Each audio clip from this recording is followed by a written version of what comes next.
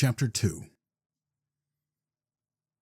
Blood fled from Soll's face.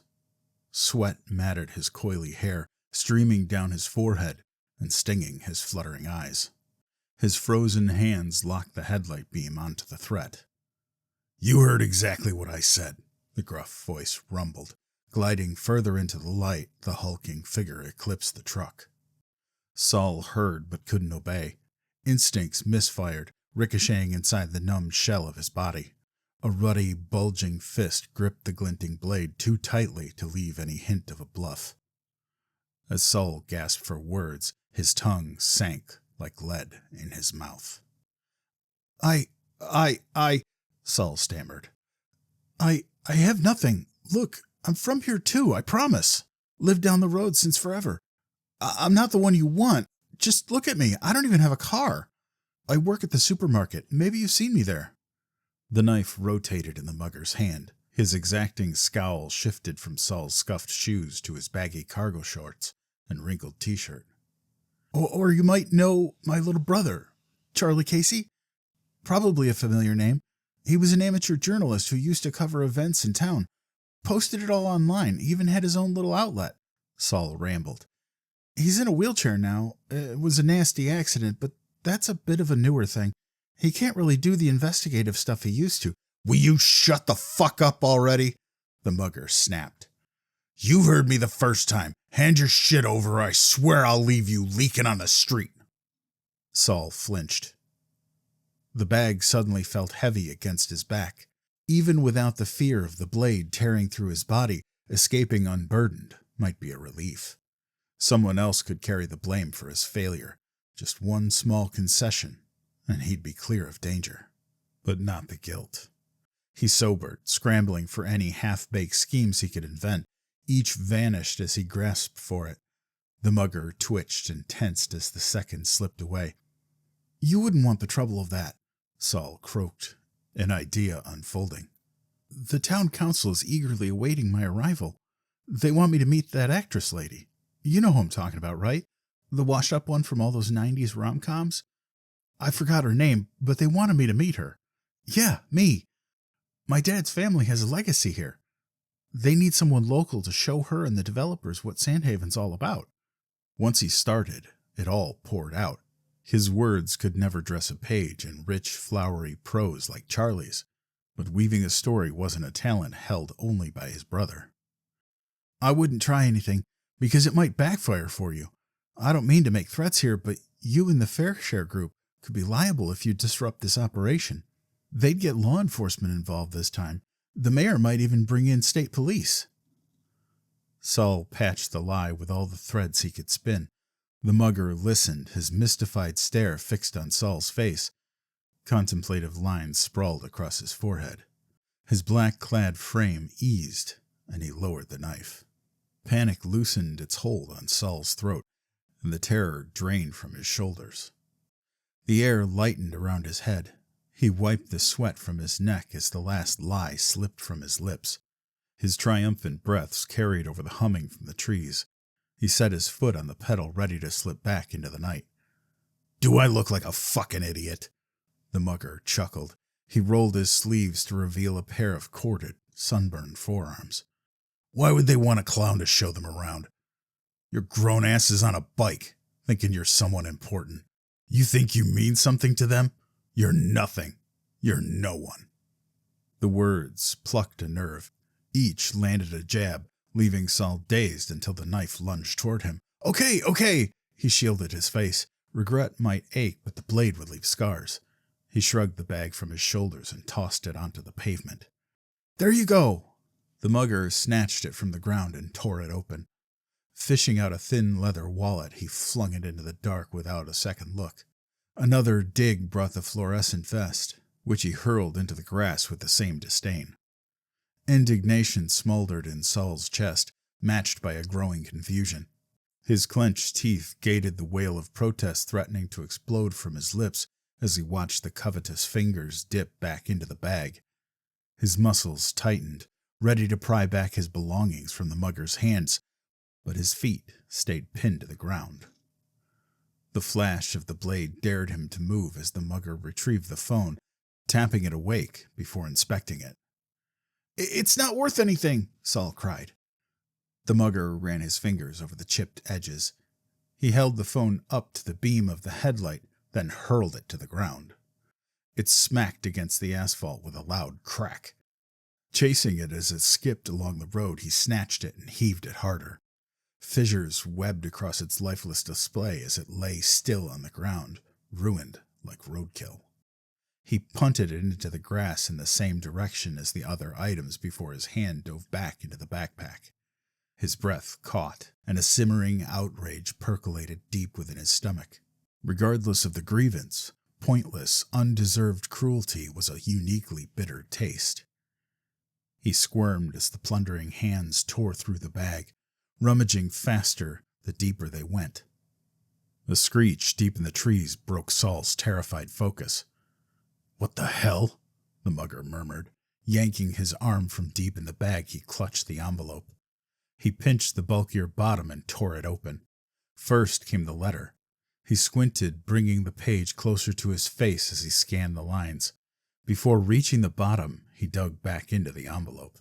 The calloused hand plucked the drive and held it up like a prize, boasting before Soll, the bystander, the passive audience, the permitting witness. The key to his plan dangled before his eyes, but he couldn't manage to gather an ounce of grit to rescue it. His stomach knotted with a familiar frustration. "I need that!" Tears pooled in Soll's eyes. "Charlie'd forgive me. He'd forget everything I've done if I could just make this happen for him, please!" A muffled chuckle erupted from behind the bandana. "Jesus! All you people know how to do here is whine.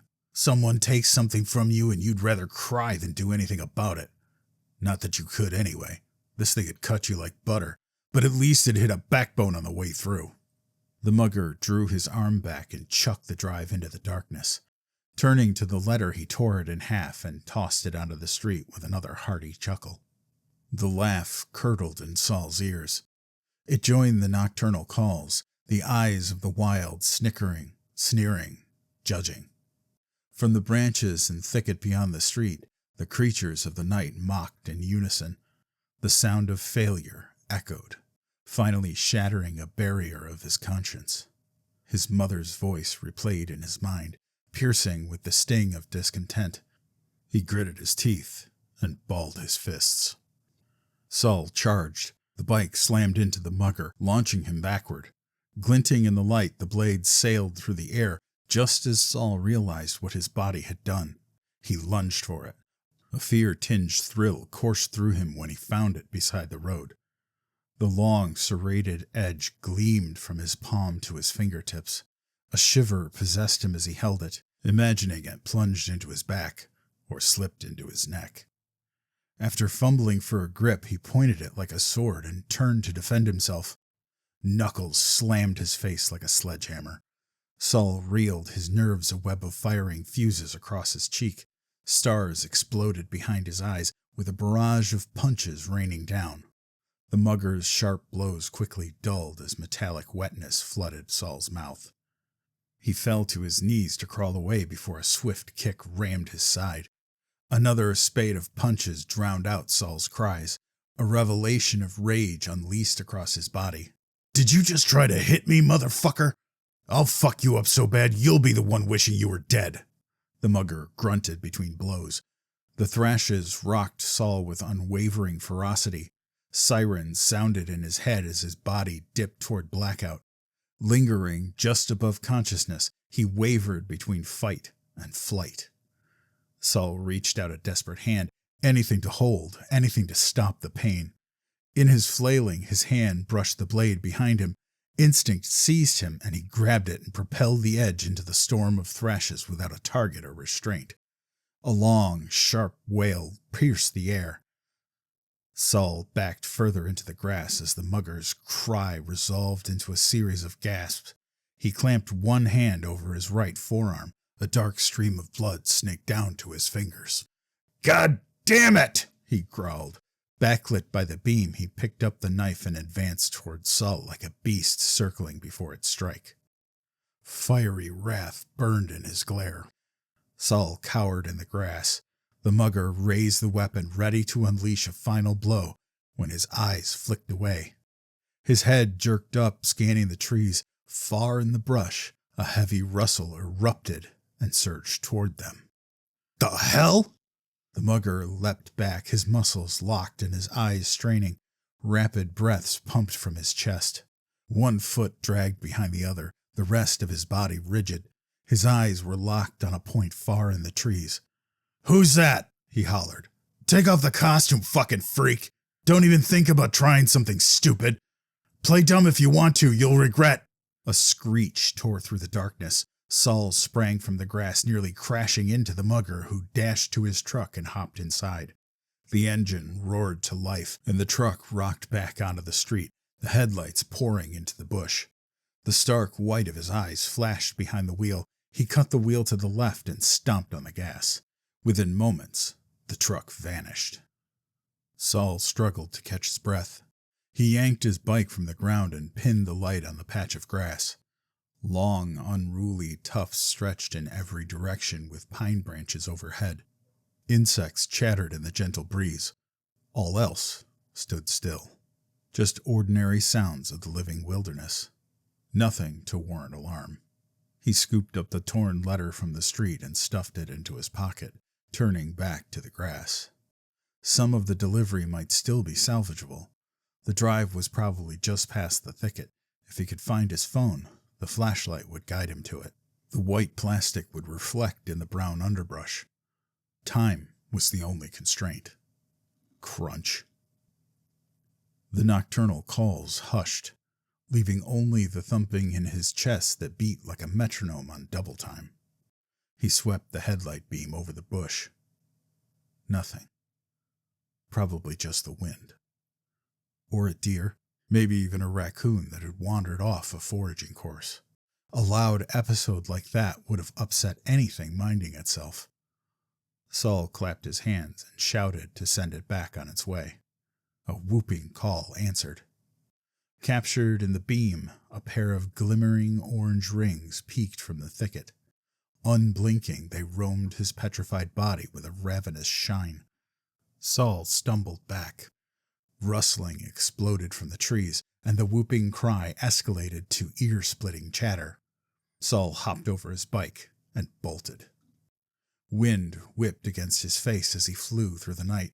He glanced back. The stillness of the moonlit road broke with the outline of a head over a set of rounded shoulders, with long arms pumping hard. The silhouette sprinted in maniacal pursuit. Soll thrashed the pedals. His bike rocketed down the road with terror surging through his veins. The figure raced only feet behind, gaining on him with every bounding stride on its two slender legs. Against the rigid horror wrapping his body, he twisted around again before the shadow could devour him, but only empty darkness followed. His muscles held taut. The tranquil sounds of the night resumed, and a smooth wind brushed his skin. He slowed his bike and twisted around to see more clearly. Nothing. He exhaled. Sweat and blood soaked his shirt, and his skin stung with the inflamed lashes across his body. He glided over the ground toward the bridge, where a newly minted landscape had appeared on the horizon.